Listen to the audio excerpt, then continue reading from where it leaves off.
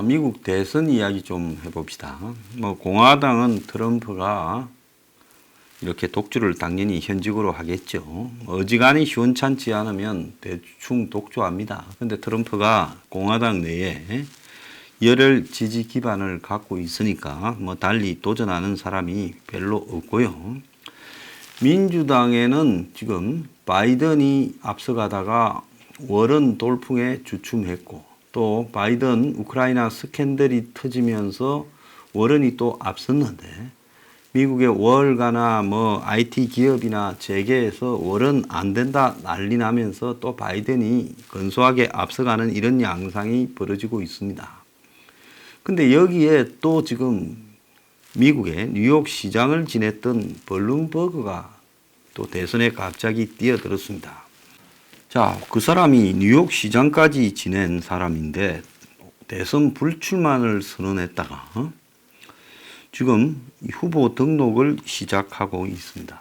그럼 블룸버그가 이 후보 등록을 시작한 것은 바이든은 나이나 약점 이런 부분들이 지금 생겨서 1위를 달리고 있지만 어려울 거고, 자, 워런이나 샌더스는 민주당 내 이 좌파 성향이 강해 당내 상층 주류들은 지금 거부하고 있는 양상이고, 워런이 폭발성이 있지만은 부유세, 대기업 개혁, 학자금 면제, 의료보험 공영화 등 현재 민주당의 수준으로서 봤을 때는 상당히 이 진보적인 공약을 내놓고 있죠. 샌더스도 또 비스무리합니다. 그래서 민주당 내부에 현재대로 가면 워런이나 샌더스가 될 가능성이 높은데, 그러면 민주당이 급격히 이제 왼쪽으로 기운다. 자, 그래서 이제 그러면 이 민주당 안에 원래 좀 온건한 중도파나 또 우파적 성향도 있는데, 또 기존의 민주당 공화당이 아닌 중도층이나 이런 사람들이 이제 저쪽으로 공화당 쪽으로 가지 않겠느냐. 그래서 이 워런에 대한 거부감을 이렇게 가지고 거리를 두고 있는 이 민주당 내부의 기득권, 그 유대인, 월가, 또 저기 시애틀의 IT 사업가 이런 사람들이 많이 있습니다. 자, 그런 사람들로 봤을 때는 바이든이 낙마한다면 그 공백을 내가 차지할 수 있지 않겠나 이렇게 보기도 해요. 근데 바이든은 76세, 샌더스는 78세입니다. 워런은 70세인데 또 너무 강한 공약을 내세우고 있다는 겁니다. 그런데 민주당이 좀 좋아할 만한, 돈줄들이 좋아할 만한 전통적인 기득권 후보 성향의 코리 부크나 해리스 등은 지금 아예 이 당선될 가능성에서 멀어져 버렸다는 거예요. 그렇기 때문에 이제 블룸버그나 샌더스가 저울질을 하고 있습니다. 자, 그런 가운데 미국의 그 사상 두 번째 흑인 주지사 출신인 더발 패트릭이라는 전 매사추세츠 주지사가 또 출마 방침을 이렇게 밝혔고, 그리고 힐러리가 지금 민주당 경선이 상당히 기득권 입장에서 봤을 때는 답이 없다 싶으니까 지금 재도전 의지를 남기면서 출마 압박을 받고 있다. 내가 2016년에 대통령이 됐으면 어쨌을까 생각하고 있다고 바람을 살살 잡고 있습니다. 자, 그래서 민주당에는 급진파 안 된다. 급진파로는 트럼프 못 이긴다. 그래서 중도층이 돼야 된다. 이렇게 말을 하며 결국은 지금 힐러리, 블룸버그 등이 뛰어들어서 지금 이 대권 재도전을 시도하려고 하고 있습니다. 당의 대선 후보 경선과 관련해서는 그러면 어떤 지금 이 내부 지지율들이 있을까 보면요. 바이든이 26%, 워런이 평균적으로 20.8%, 그리고 샌더스가 3% 뒤진 17.8%, 해리스가 5.3%고 그 이후로는 2%, 1%대로 되라서 별 의미가 없습니다. 자, 그런데 여기에 블룸버그가 들어오면 주로 바이든 표나 밑에 군소 후보 표들을 주로 잡아가지. 여기서 이제 가장 핵심적인 중요한 문제는 워런하고 샌더스를 합쳤을 때의 표가 얼마가 되는가 하면 38.6%나 된다는 겁니다. 그러니까 만약에 이 표의 지지 성향이 크게 차이가 나지 않습니다. 자, 샌더스 표는 지난 대선에도 샌더스 표를 지지했던 사람 중에 일부는 빠지고 일부가 남아있는 굳건한 표고 크게 흔들리지가 않아요. 워런 표는 이번에 새로 형성되거나 샌더스에서 빠져나온 진보 좌파 표라는 겁니다. 그러면 워런하고 샌더스가 둘이 합치게 되면 한 40%까지 근접하게 된다라는 겁니다. 근데 여기에서 크게 이탈할 표가 없을 거라고 봐요. 워런이 샌더스를 밀어주든 샌더스가 워런을 밀어주든요. 그런데 이 두 사람은 제가 봤을 때 표를 갈라가지고 서로 그냥 같이 떨어지는 일은 하지 않고 서로가 아마 집권했을 때 공약들이 크게 차이가 나지 않기 때문에 권력을 나누는 방법으로 딜을 칠 가능성이 제가 볼 때는 크다고 보고 있습니다.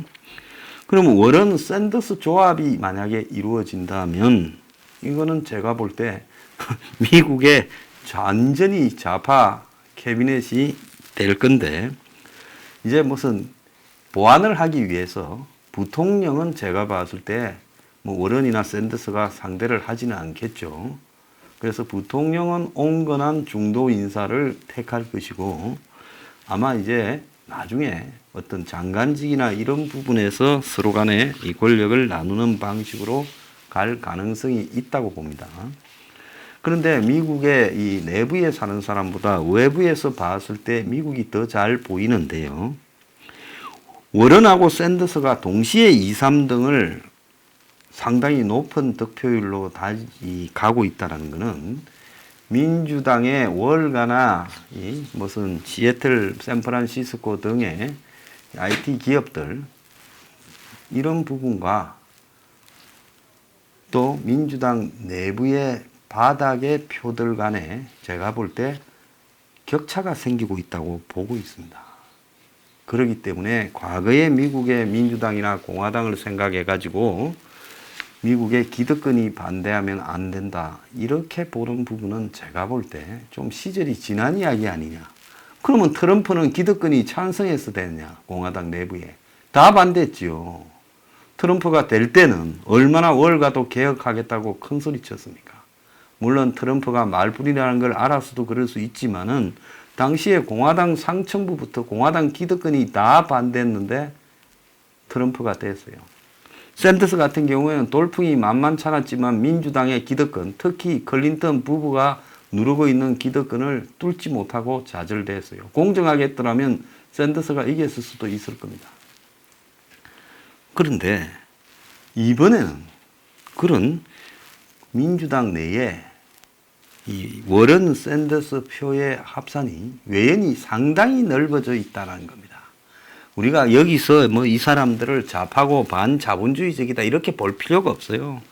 이게 이제 될 만하면 공약이 수정되고 또 좀 당선되면 더 수정될 겁니다. 그래서 결국 미국은 대통령이 누가 되든 어느 정도의 차이지 크게 미국 사회의 흐름을 어긋나는 방식으로는 가지 않을 거다. 다만 지난 수십 년처럼 기득권이 뒤에서 돈으로 주무리던 정치 시대, 유대인들이 월가를 주무리고 또 IT 기업들을 주무리던 시대는 끝났다는 것은 그건 분명한 거라는 겁니다. 그렇기 때문에 지금 워런하고 샌더스가 경선이 진행이 좀 되다가 어느 시점이 되면 이 둘이 손을 합치게 될 거고 그러면 뒤늦게 뛰어든 뭐 블룸버그나 또 힐러리가 뛰어든다고 하든 그들을 향해서 기득권 성향이 있는 그들을 향해서 민주당의 표들이 압도적으로 쏠리는 일은 없을 것이고 이 둘이서 나중에 힘을 합치게 되면 강력한 어떤 파워를 유지할 수 있을 것이다.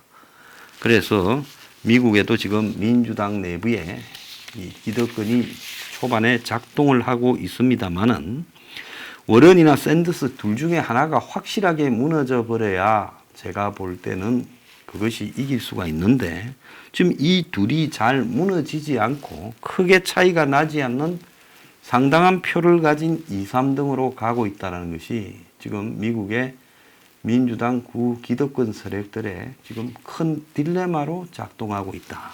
이렇게 봐야 될 겁니다. 그래서 바이든도 그렇다고 빨리 죽지도 않을 거예요. 그러면 여기에 블룸버그가 끼어들고 힐러리가 끼어들고, 물론 힐러리는 또 나중에 바이든을 사퇴시키면서 할지 어떨지 모르겠지만 바이든도 여기서 이제 인생 마지막이에요. 오명까지 뒤집어 쓰고 여기서 물러서면 역사에 아마 좀 지저분하게 남을 거니까 힐러리한테 순순히 양보하거나 그러지도 않을 거라고 봅니다. 충분히 양보했다고 본인은 생각하고 힐러리가 끼어든 부분에 대해 매우 불쾌하게 생각할 거라고 보고 있습니다. 트럼프의 지금 지지도가 평균으로 41.9, 그리고 트럼프에 대한 거부감이 지금 52.9 정도까지 나오고 있습니다. 그래서 이제 그 스프레드라고 해서 갭이 중간 차이가 11%까지 지금 나오고 있어요. 자, 그래서 트럼프는 좀처럼 40%가 잘 무너지지 않고 있습니다만은 뭐 탄핵 문제에 대한 엊그제 청문회에서도 트럼프에 대해서 국무부 간부들이 나와서 뭐 여러 가지 정언을 해서 그 중에 또 윌리엄 테일러 같은 사람은 굉장히 좋은 평가를 받았습니다만은 결정적인 사실은 또 뭐 드러나진 않았습니다. 그래서 트럼프 탄핵은 지리하게 트럼프를 골병들어 가는 쪽으로 작동할 가능성이 크다고 저는 보고 있고, 무슨 결정타를 맞거나 그러지는 현재로서는 않을 걸로 보입니다. 다만 트럼프의 지지율이 지금 상승되기에는 매우 한계가 있기 때문에 지금 트럼프가 계속 그냥 40%대 초반 39% 수준에서 왔다 갔다 하면서 지금 당선되기에는 좀 위태로운 지지율로 갈 수밖에 없다. 그런데 이 이하로도 잘 떨어질 것 같지는 않다는 겁니다. 그래서 민주당의 경선 양상에 따라서 트럼프가 영향을 받지, 현재 트럼프가 뭘 잘해서 지지율이 올라갈 가능성도 없고 또 크게 떨어질 가능성도 없기 때문에 당분간은 트럼프는 정치적으로 공격당하면서 민주당 쪽의 후보 정리가 되기를 기다리고 있을 거다. 그래서 지금 김정은이가 트럼프가 이런 상황이 지속될 거라고 보고 대화를 지금 이렇게 하려면 하자 하는 카드를 던질 거라고 보는데요. 그렇다고 트럼프가 김정은이라는 수에 말려서 북한에 양보하게 되면 지지율이 확 떨어질 수도 있기 때문에 트럼프는 김정은이하고 대화를 할 듯 말 듯 하면서 시간을 끌어가지 쉽게 대화에 응할 가능성은 없다, 이렇게 보고 있습니다. 트럼프는 최근에 만만한 게 한국이라고, 지금 한국의 자동차 산업에 대한 과세부가 이런 부분들을 곧 정하겠다고 합니다.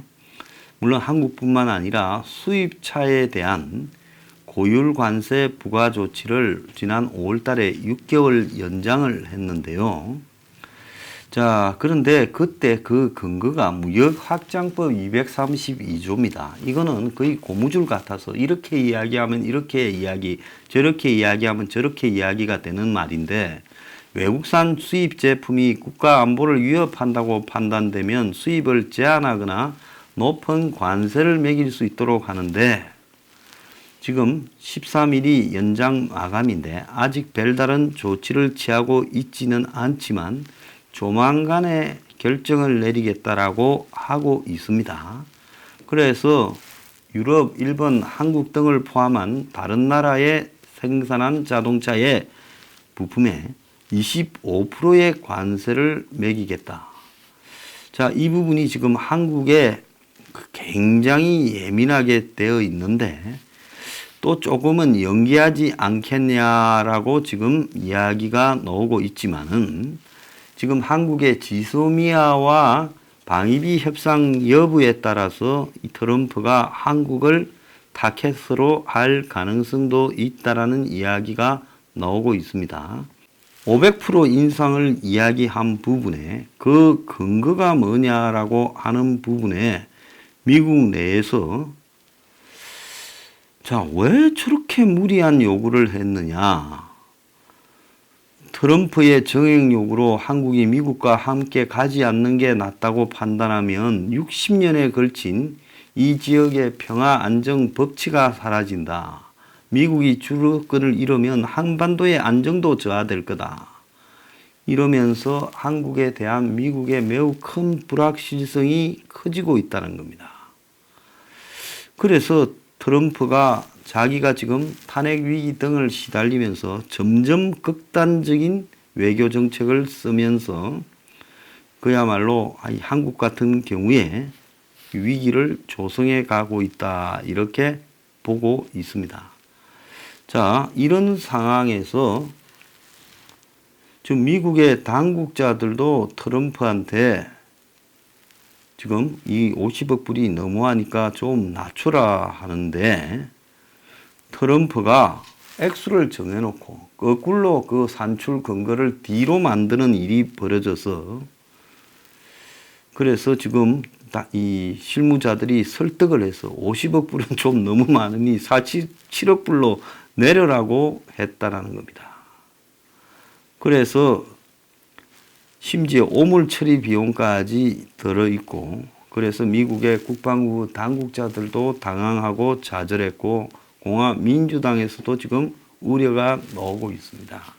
자, 그런데 트럼프는 이런 식으로 사고 쳐놓고 결국은 이 사고의 책임을 한국한테 그야말로 떠넘기기 위해서 더 큰 대형 사고를 칠 수 있기 때문에 그 대목을 지금 조심해야 될 때라고 봅니다.